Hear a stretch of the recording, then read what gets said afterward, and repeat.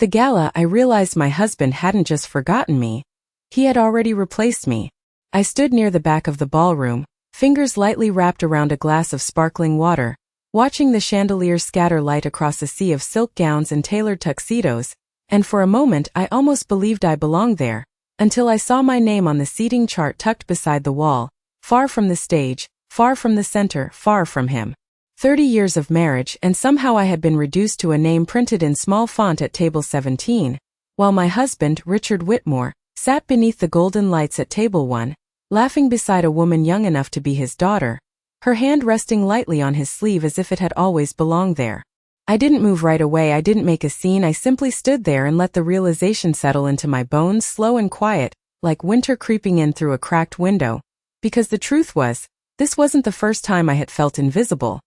It was just the first time it had been so carefully arranged for everyone else to see. I adjusted the bracelet on my wrist, the one Richard had given me years ago when we celebrated our 10th anniversary, and I remembered how he used to look at me back then, like I was the only person in the room, like I mattered, and I wondered when exactly that look had disappeared, when it had been replaced by polite nods and distracted conversations and long nights spent at the office. I made my way to my table, heels clicking softly against the marble floor,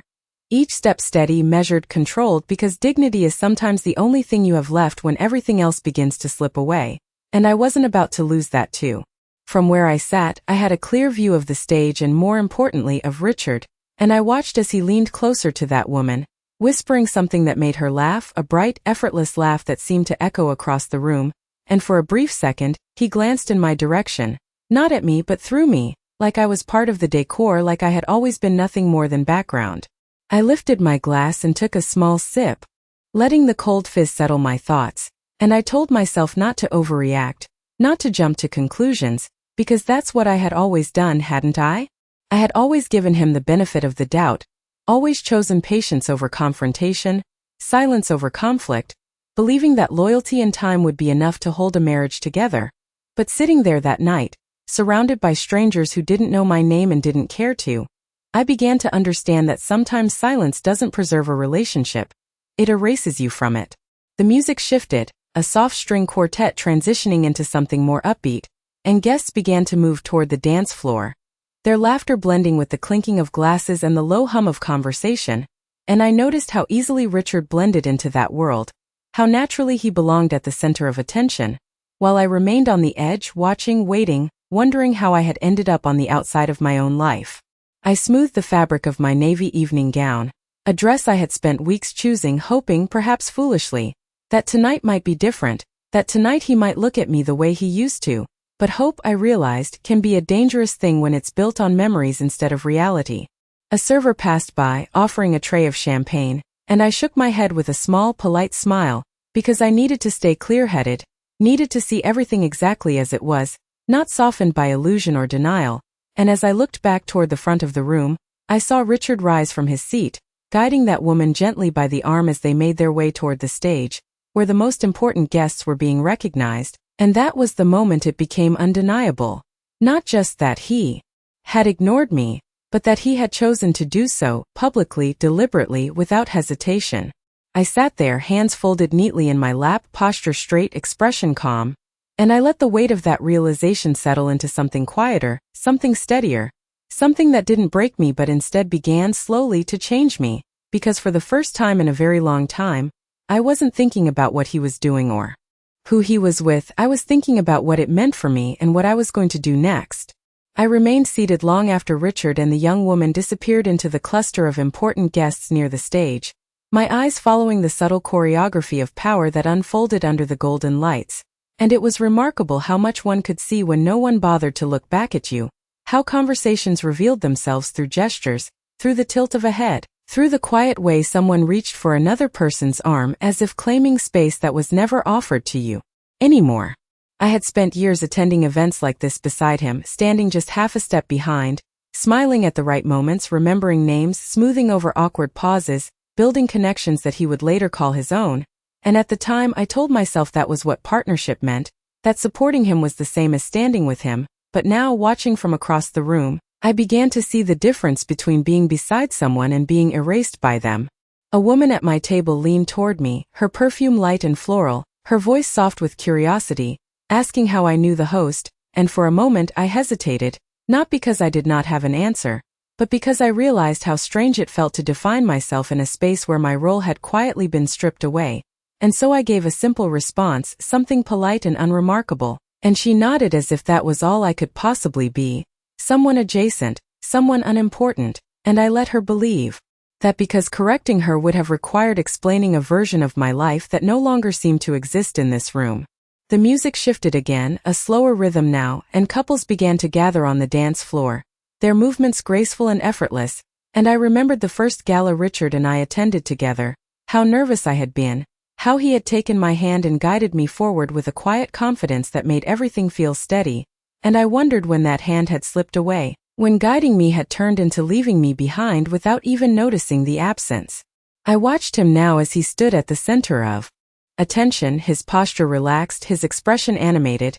and I could see how easily he belonged to this version of his life, the one that did not include me, the one that moved forward without looking back. And it was not anger that filled me in that moment, but something quieter, something more precise, a clarity that had been building for years without my permission. There had been signs, of course, small ones at first, easy to dismiss, like the way he stopped asking my opinion on decisions that used to be ours, or how he began referring to plans as his instead of ours, or the nights when he would come home late and speak in half sentences, distracted, already somewhere else in his mind. And each time I chose patience, I chose understanding, I chose to believe that time and pressure explained everything, because it was easier to protect the idea of our marriage than to question its foundation. I remembered the dinners I hosted, the holidays I planned, the quiet ways I adjusted my life to fit the shape of his ambitions, never asking for recognition, never demanding attention, because I believed that what we were building together mattered more than any individual acknowledgement. But sitting there now, watching him offer that attention so freely to someone else,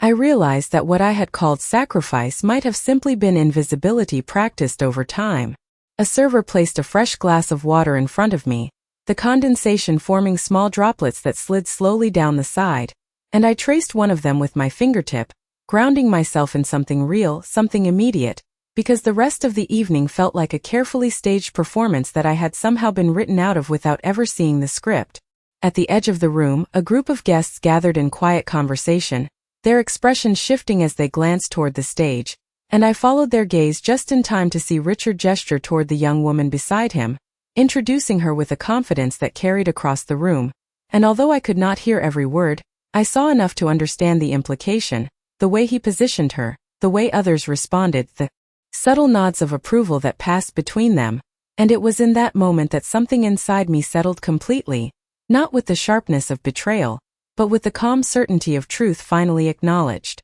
I straightened my posture, adjusted the sleeve of my gown, and allowed myself to take in the room one more time, not as a place where I had lost something, but as a place where I had finally seen clearly, because clarity, I was beginning to understand, was not something that arrived all at once, it was something that revealed itself slowly, piece by piece, until there was nothing left to misunderstand. I had spent 3 decades believing that standing quietly beside someone was enough to be seen, enough to be valued, but now, watching the distance between us stretch across that ballroom, I understood that being present is not the same as being recognized, and that realization, as quiet as it was, carried a weight that changed everything. The applause near the stage rose and fell like a tide I no longer belonged to, and I sat there with my hands folded neatly in my lap, listening to the rhythm of it, noticing how easily admiration could be redirected, how quickly people gathered around whoever held the spotlight, and I wondered how many of them had ever noticed the quiet work that happened in the background, the kind that did not earn applause but made everything else possible.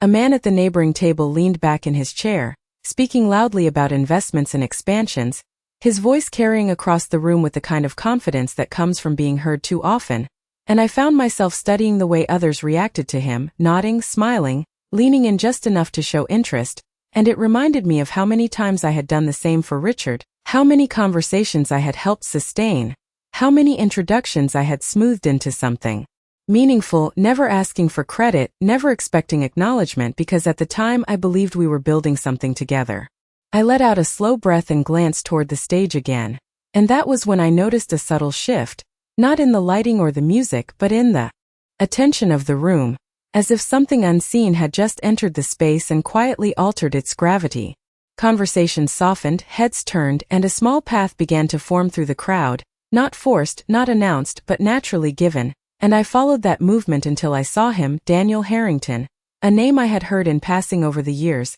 always spoken with a certain weight, a certain respect that bordered on reverence, though I had never given it much thought before, because his world and mine had never seemed to intersect in any meaningful way.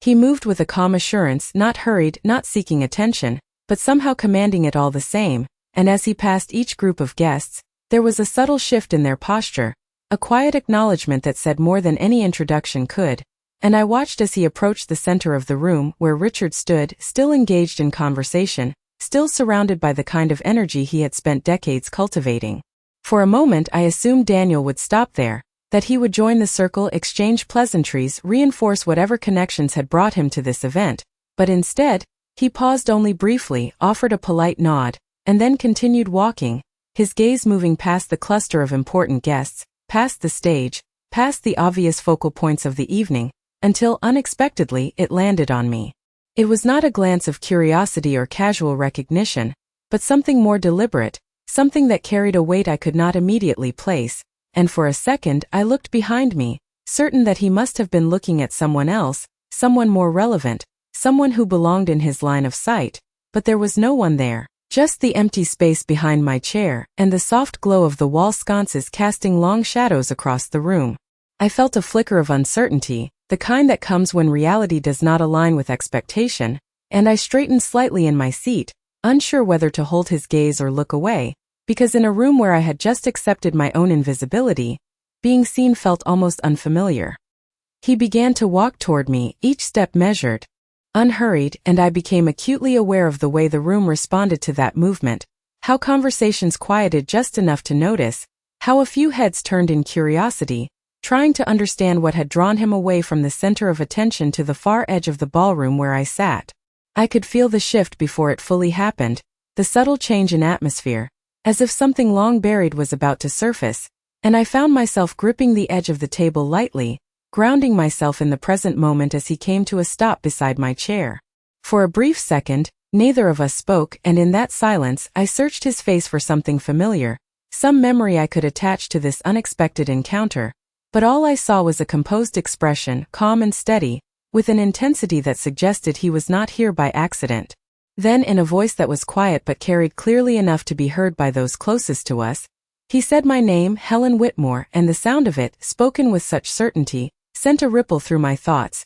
because it had been a long time since anyone in this room had said my name as if it mattered. I looked up at him, meeting his gaze fully now, and for the first time that evening, I felt something shift inside me, not a return of what I had lost, but the beginning of something I had not expected, something that did not rely on Richard or the life I had built around him, but stood entirely on its own. Around us, the quiet curiosity of the nearby guests began to grow, their attention drawn not by any announcement or spectacle, but by the simple, undeniable fact that someone like Daniel Harrington had chosen to stand here, beside me, speaking my name as if it carried a story worth telling, and in that moment, I realized that whatever came next was going to change the direction of this night in a way none of us had anticipated. For a moment I could not speak, not because I did not know what to say, but because I was trying to understand how a man like Daniel Harrington knew my name with such certainty, how he stood there as if this moment had been waiting to happen long before I even stepped into that ballroom,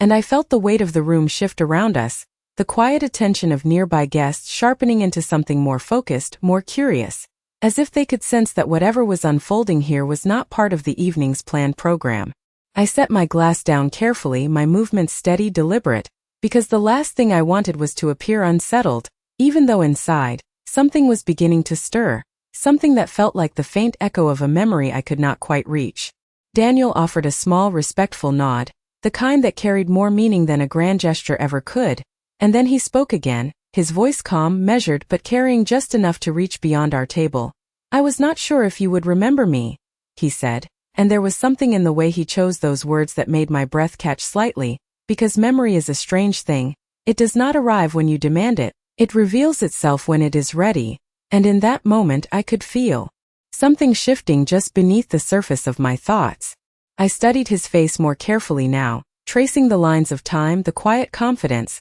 the composure that only comes from a life lived with intention, and I searched for a connection, something that tied this man standing before me to the life I had known, to the years that now felt both distant and painfully clear. "I am sorry," I said softly, my voice steady despite the uncertainty. "I do not believe we have met." And I expected that to be the end of it, a polite exchange, a simple misunderstanding, but instead he smiled, not with amusement, not with superiority, but with something warmer, something that suggested he had anticipated this very response. 30 years is a long time," he replied, and the way he said it, the quiet emphasis, the subtle pause, it was enough to send a ripple through my memory, enough to make me lean back slightly as I allowed myself to consider the possibility that this was not a coincidence, that this moment had roots far deeper than I had realized. Around us, the air seemed to tighten, conversations slowing, attention narrowing, and I became aware of how many people were now watching, how many were trying to piece together the same question forming in my mind: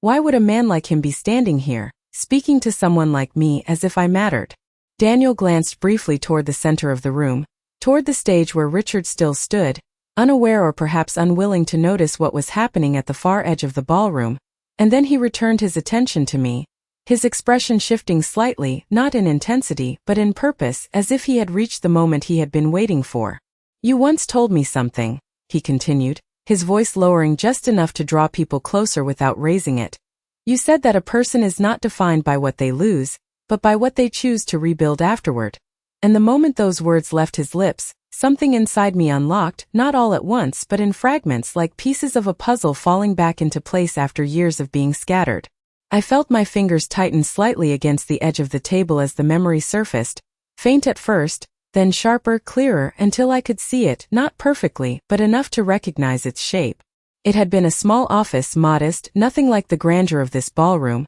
and a man sitting across from me, younger, uncertain, carrying the weight of failure in his posture. And I had spoken those words not because I thought they would matter, not because I believed they would change anything, but because at the time it felt like the only thing I could offer. I looked back at Daniel, really looked at him now, and I saw it, not in his appearance, but in the quiet familiarity of his presence, the way he held himself, the way he listened even in silence, and the realization settled slowly but firmly: this was not a stranger, this was someone whose life had intersected with mine in a way I had long forgotten, not because it was unimportant, but because I had never imagined it would matter beyond that moment. "That was you," I said, more to myself than to him, my voice carrying a quiet disbelief that I could not quite hide, and he nodded once, a simple acknowledgment that carried more weight than any explanation could. The room around us seemed to lean in, drawn not by spectacle, but by the quiet gravity of recognition, and I became aware of how different this moment felt from everything that had come before it that evening. How it did not rely on status or appearance or carefully constructed impressions, but on something far more real, something rooted in time, in memory, in a connection that had nothing to do with the life I had built with Richard and everything to do with who I had been long before that life began to define me. Daniel took a small step back, just enough to give the moment space, but not enough to distance himself from it, and then he spoke again, his voice steady, clear, carrying just far enough to reach beyond our immediate circle. "You may not remember me," he said, "but I have never forgotten you." And there was no exaggeration in his tone, no attempt to impress, only a simple statement of truth that landed with a quiet force I could feel in my chest. I sat there, absorbing the weight of his words, the implications unfolding slowly, and for the first time that evening, I was not thinking about where I sat or who ignored me or what had been taken from me. I was thinking about something entirely different, something I had not allowed myself to consider in a very long time, the possibility that my value had never been tied to how I was treated in this room, but to something far deeper, something that could not be diminished by neglect or overshadowed by someone else's choices. And as I lifted my gaze to meet his once more, I realized that whatever was about to be revealed next was not just going to change how others saw me, it was going to change how I saw myself. The memory did not return all at once, it unfolded slowly, like a photograph developing in dim light, each detail sharpening until I could no longer deny what I was seeing, and I realized that the man standing in front of me had once been sitting across a small desk in an office I had almost forgotten, his shoulders tense, his voice uncertain, explaining numbers that did not add up and plans that had already begun to fall apart before they were ever fully formed. It had been a difficult season in our lives back then, Richard was still building his business, long hours, constant pressure, and I had taken on part-time consulting work to help stabilize things, nothing glamorous, nothing that anyone would remember, just quiet work done behind closed doors, helping people reorganize what was left when everything else had already started slipping away. Daniel had been one of those people, though at the time he had introduced himself with a different weight, not as someone important but as someone on the edge of losing everything, and I remembered the way he had struggled to maintain composure, the way he kept apologizing for things that were not entirely his fault, and how I had listened not because I had all the answers, but because sometimes being heard is the first step toward rebuilding anything. "You were not supposed to remember," he said now, his voice carrying a quiet understanding, and I realized he was right, because I had not treated that moment as something significant. I had simply done what felt right at the time, offered clarity where there was confusion, encouragement where there was doubt, and then moved on with my life, never imagining that it would echo this far into the future. Around us, the room had grown noticeably quieter, not completely silent, but softened in a way that made every word feel more present, more deliberate, and I could sense the attention shifting, people turning subtly, trying to understand the connection that was unfolding in front of them. Daniel rested one hand lightly against the back of the chair across from me, not sitting, not imposing, just grounding himself in the moment as he continued. "I walked into your office thinking I had already failed," he said, and there was no embellishment in his tone, no attempt to dramatize what had been, only a simple honesty that carried its own weight. "And you did not tell me what I wanted to hear. You told me what I needed to face." I felt the faintest hint of a smile form, not out of pride but recognition, because that had always been my approach, not to soften reality, but to make it understandable, manageable, something a person could actually work with instead of fear. "You asked me what I was willing to rebuild," he continued, and I could see the memory clearly now, the question I had asked him, the pause that followed, the moment when he realized that the answer mattered more than the circumstances, and I remembered how he had sat there, thinking, really thinking, not about what he had lost but about what he was still capable of creating. I had not given him a solution, I had given him a direction, and then I had stepped back because that was the nature of the work. You guide, and then you let people choose what to do with that guidance. "Most people gave me advice," Daniel said, his voice steady, "but you gave me responsibility," and the distinction settled into the space between us with a quiet clarity that I could feel resonate through more than just my own thoughts. I became aware of movement near the stage, of Richard turning slightly, his attention finally drawn toward this side of the room, and for a brief moment our eyes met, not with the familiarity of a shared life, but with the distance of two people standing on opposite sides of something neither of us had fully understood until now. He looked confused, uncertain, as if trying to reconcile the woman he had overlooked with the attention she was suddenly receiving, and I did not look away, not out of defiance, but because for the first time that evening, I was not shrinking from his gaze. Daniel continued, unaware or perhaps unconcerned with the shifting dynamics around us. "I built everything I have now on that moment," he said, and there was no arrogance in the statement, only a matter-of-fact acknowledgment of the path he had taken. "And I have spent years looking for a way to thank you, not with words because that would not be enough, but with something that reflects what you gave me." I felt a quiet stillness settle over me, the kind that comes when something you never expected begins to take shape right in front of you, and I realized that this was no longer just a conversation between two people who had once crossed paths. This was something larger, something that was about to extend beyond the boundaries of memory and into the present in a way that would be impossible to ignore. The room, once filled with scattered conversations and shifting attention, now seemed to revolve around this moment, not because it was loud or dramatic, but because it carried a truth that could not be easily dismissed. And as I sat there listening, I understood that whatever Daniel was about to say next was not just going to acknowledge the past, it was going to redefine the present in a way that neither Richard nor anyone else in that ballroom had anticipated. Daniel did not raise his voice, he did not call for attention, and yet somehow the room seemed to lean toward him as if drawn by something deeper than sound, something that carried authority without needing to demand it, and I could feel the shift ripple outward, from our table to the nearest guests, then further, until even those near the stage began to turn, their conversations pausing mid-sentence, their expressions adjusting as they tried to understand why the center of gravity had moved. He glanced briefly toward the stage, toward the host, and with a small, respectful gesture, he was offered the floor without hesitation, because men like him did not need to ask, the space simply opened for them, And I watched as he stepped forward just enough to be seen by more than just the small circle around us, but not so far that he left my side entirely, as if whatever he was about to say still belonged in some way to this moment between us. "I did not plan to speak tonight," he began, his tone calm, steady, but carrying across the room with a clarity that made people listen whether they intended to or not. "But sometimes the most important things are the ones we do not schedule," and there was a quiet murmur of acknowledgment, the kind that comes when people recognize truth even before they fully understand it. I remained seated, my posture composed, my hands resting lightly together, and I felt the weight of the room settle around me, not as pressure but as awareness, as if for the first time that evening, I was no longer invisible, no longer part of the background, but something people were beginning to notice, to consider. Daniel continued, 30 years ago I was sitting in a small office with nothing but a failing plan and a long list of reasons why it would never work. And there was a faint shift in the room, curiosity sharpening, attention narrowing, because this was not the kind of story people expected to hear in a place like this, not tonight, not from him. "I had advisors," he said.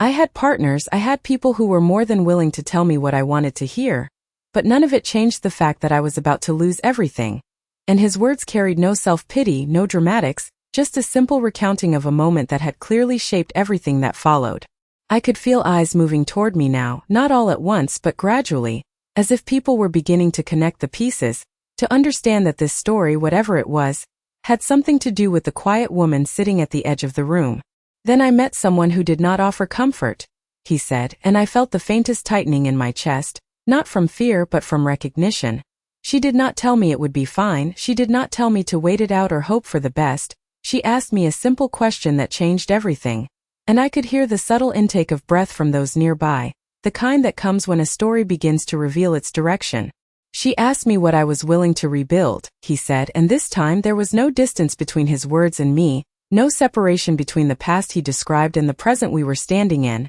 And I realized that this was no longer just a memory being shared, it was a truth being placed carefully and deliberately into the center of the room for everyone to see. I kept my gaze steady, not lowering it, not deflecting, because something inside me had shifted, something that no longer needed to hide or minimize itself. And as Daniel's eyes found mine again, I understood that he was not just telling this story for the room, he was telling it for me as well, not to remind me of who he had been, but to remind me of who I had always been. "I built my company on that question," he continued. "Not on luck, not on connections, but on the decision to take responsibility for what I could still create instead of what I had already lost." And there was a quiet weight to his words that settled over the room, the kind that did not demand applause but commanded respect. Near the stage I saw Richard shift again, his attention now fully fixed on what was happening, his earlier confidence replaced by something less certain, something searching, as if he were trying to understand how this moment had formed without him,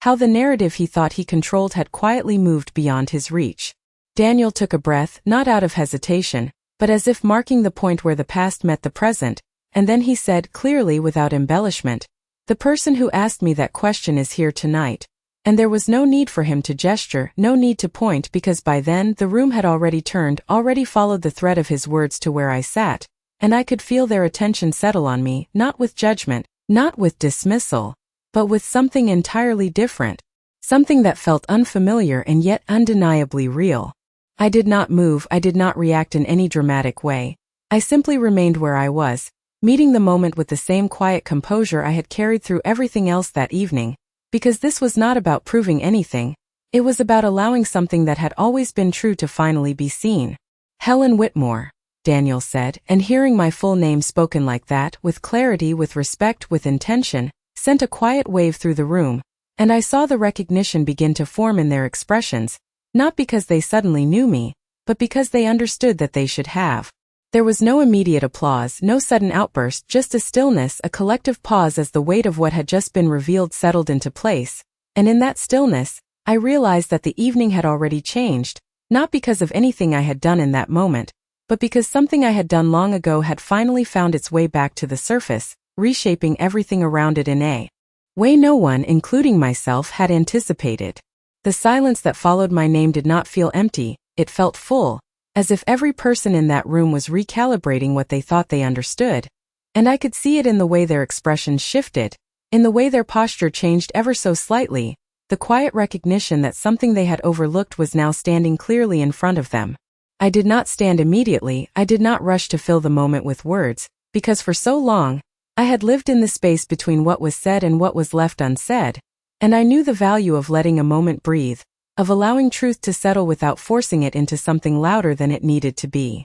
Daniel remained where he was, not drawing attention away from me, not attempting to control the direction of what came next, and I realized that this was his final gift in this exchange, not just the acknowledgement of the past, but the space for me to step into the present on my own terms. Slowly, I rose from my seat, the movement simple, unhurried, and yet I could feel the room respond to it, the quiet shift of focus, the subtle turning of heads, as if something that had been invisible only moments before was now impossible to ignore. I did not look toward the stage right away. I did not seek out Richard's reaction because this was not about him anymore, not about what he thought or how he would respond. This was about something far more fundamental, something that had been waiting far longer than this evening to be acknowledged. I turned slightly, meeting the eyes of those closest to me first, and I saw curiosity there, yes, but also something else, something that resembled respect, tentative at first, but growing as the reality of the situation settled in. I did not expect this, I said, my voice calm, steady, carrying just enough to reach those nearby without forcing itself across the room. And I meant it, not as a performance but as a simple truth, because none of this had been planned, none of it had been something I had prepared for or anticipated. What I remember, I continued, is a man who was trying to understand where to begin again, and as I spoke, the memory felt less distant, less fragmented, more real, as if it had been waiting for this moment to fully return. I glanced briefly at Daniel, acknowledging him, not as a benefactor or a figure of power, but as someone who had once sat across from me, uncertain and searching, and then I looked back at the room, allowing the connection between past and present to exist without embellishment. I did not think what I said would matter beyond that conversation, I added, and there was a quiet honesty in those words that seemed to resonate more deeply than any grand statement could, because it was not about claiming importance, it was about acknowledging how little I had expected from what I had given. There was a pause then, not awkward, not forced but natural, as if the room itself needed a moment to absorb the simplicity of what had been shared. And in that pause, I became aware of how different everything felt from just a short time ago, how the same space that had once made me feel invisible now held a different kind of presence, one that did not rely on proximity to power or recognition from others, but existed on its own. Near the stage I could see Richard clearly now, his expression no longer confident or composed, but uncertain, searching, as if he were trying to reconcile two versions of me, the one he had overlooked and the one now standing in front of everyone with a story he had never bothered to understand. The young woman beside him shifted slightly, her earlier ease replaced by something less certain, her posture no longer as relaxed, and I realized that the shift in the room was not just about me, it was about the way perception could change in an instant, how quickly assumptions could unravel when confronted with something real. I did not address him, I did not call attention to what had happened earlier, because there was no need. The contrast spoke for itself. The difference between how I had been treated and what was now being revealed was clear enough without words. Daniel stepped back just slightly, not withdrawing but allowing the moment to belong fully to me, and I appreciated that more than any public acknowledgement because it reinforced something I was only just beginning to fully understand, that my worth had never been dependent on someone else's recognition. It had always existed, quietly, consistently, whether anyone chose to see it or not. I took a small breath, steadying myself, not out of nervousness but out of awareness, because I could feel the significance of this moment, not in the eyes watching me, but in the shift happening within me, the quiet realization that I no longer needed to stand in the background of my own life. Sometimes, I said, my voice soft but clear, we do not realize the impact of what we do because we are too busy moving forward. And I let that thought settle, not as a lesson, not as a statement meant to impress, but as a reflection of something I had only just come to understand myself. The room remained still, attentive, and I could feel the weight of their attention not as pressure, but as acknowledgement, and for the first time that evening I was not simply present, I was seen, not because I had demanded it, not because I had fought for it, but because something true had finally been brought into the light, and in that quiet, steady moment, I realized that everything that had felt like loss earlier that night had, in some way, led me here to a place where I could stand, without shrinking, without apologizing, and without waiting for someone else to decide whether I mattered. The moment did not end when I finished speaking. It stretched, quietly, almost imperceptibly, as if the room itself needed time to adjust to a truth it had not expected to witness, and I could feel the shift continuing, not in a dramatic wave, but in small, precise movements,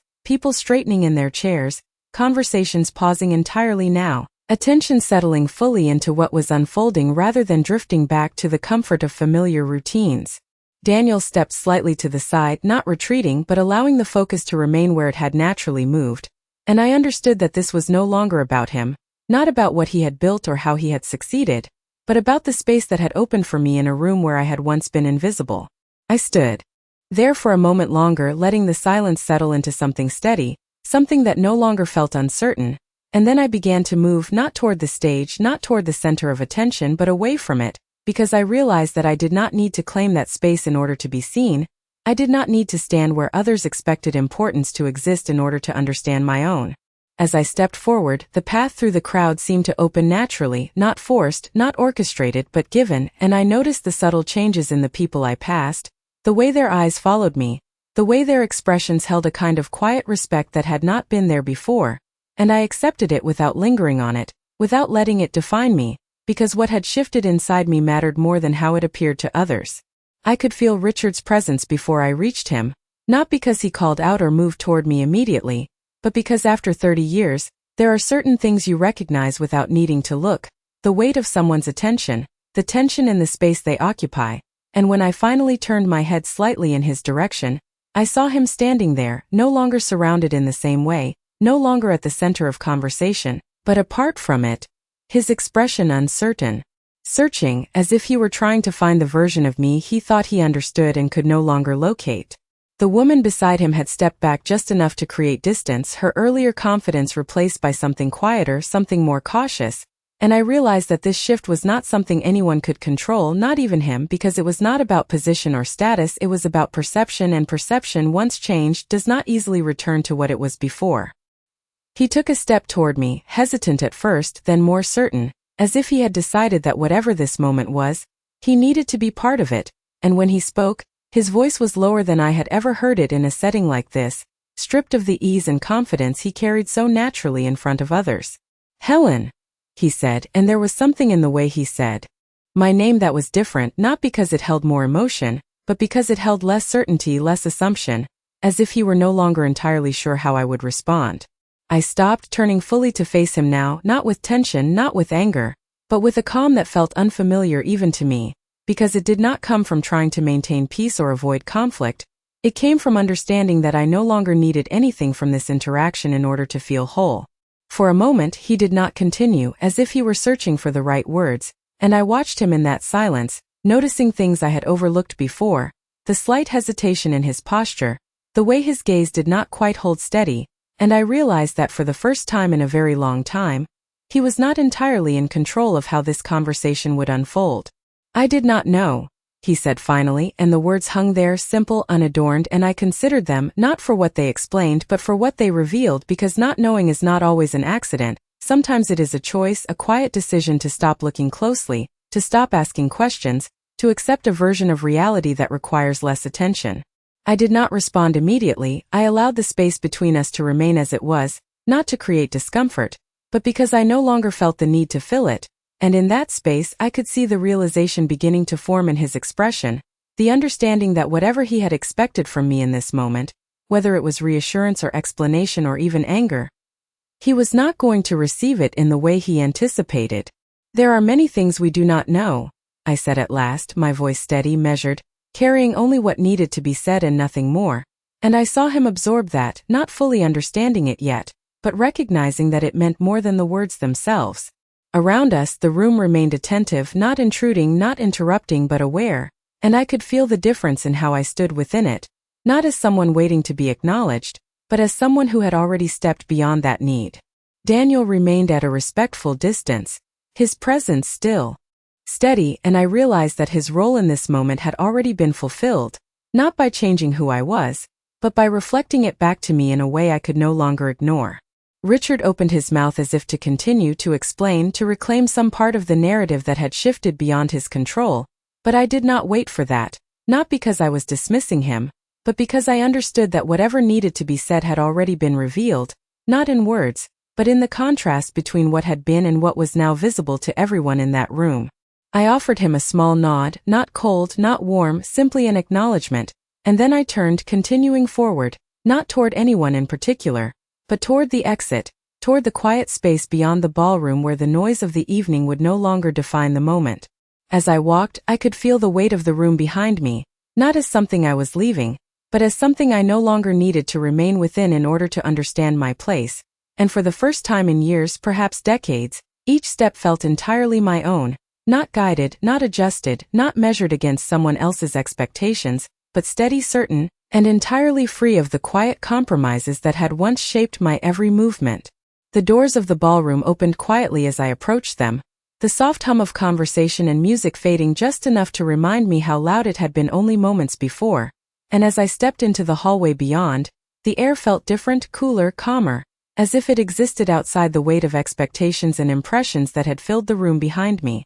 I did not rush, I did not look back immediately because there was something about that transition that felt important, the simple act of moving from one space into another without hesitation, without second-guessing whether I belonged there or not, and I allowed myself to feel it fully, each step steady, grounded, entirely my own. The polished marble floor reflected the soft overhead lighting, stretching out in front of me in a quiet, uninterrupted line, and for a moment I paused, not out of uncertainty, but to take in the stillness, the absence of noise, that had defined so much of the evening, and in that stillness, I became aware of something I had not felt in a very long time, not relief, not triumph, but clarity, a sense that whatever had been unresolved within me had finally settled into place. Behind me, the faint echo of the gala continued, distant now, like something that no longer required my attention, and I realized that I did not feel the need to return, not to reclaim anything, not to prove anything, because there was nothing left there that I needed in order to understand my own value.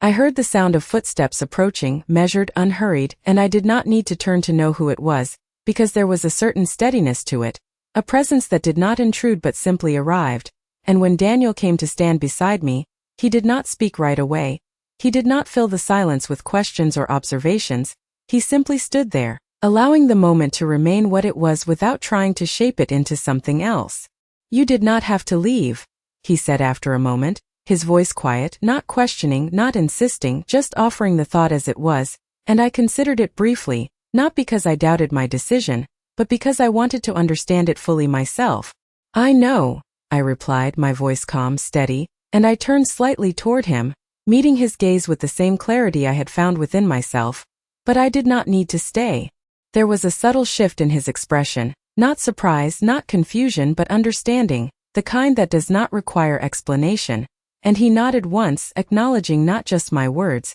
but the meaning behind them. We stood there for a moment longer, the quiet stretching comfortably between us, and I realized that this was different from the silence I had known before. It was not something that needed to be filled, it was something that could simply exist, steady, complete on its own. "I meant what I said," he added, his tone unchanged, "about finding a way to thank you," and I could hear the sincerity in his voice, the intention behind it, but I also understood something now that I had not fully recognized before. "You already did," I said gently,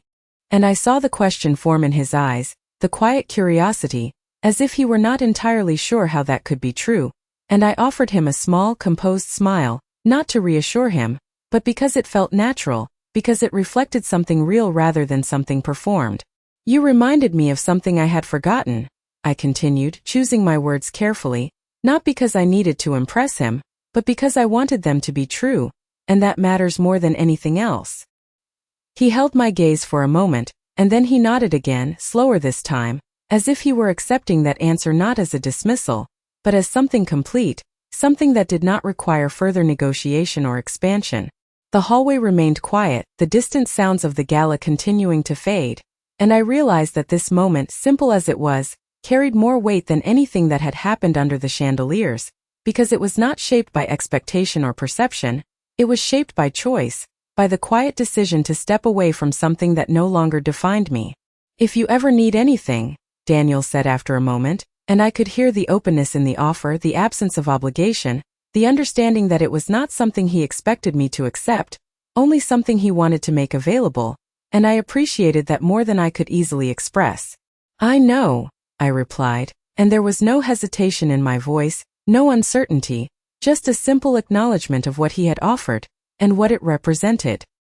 He inclined his head slightly, a gesture of respect rather than farewell, and then he turned, not abruptly, not with any sense of finality, but with the quiet understanding that his role in this evening had come to a natural conclusion, and I watched him walk back toward the ballroom, his presence steady, unchanged, while I remained where I was for a moment longer, allowing the stillness to settle completely. I reached up and adjusted the bracelet on my wrist once more, the same one I had touched earlier in the evening, but it felt different now, not because it had changed, but because I had, and I let my hand fall back to my side as I took a slow breath, filling my lungs with the cool air of the hallway, grounding myself in the present moment. Then, without hesitation, I turned and continued forward, away from the ballroom, away from the expectations that had once shaped my every step, and as I moved toward the exit, I understood something with a clarity that did not waver, something that did not depend on anyone else's recognition or approval, that for 30 years, I had stood quietly behind someone else's story, believing that was where I belonged, but tonight, without raising my voice, without demanding attention, I had stepped out of that shadow, and in doing so, I had not lost anything. I had finally found myself.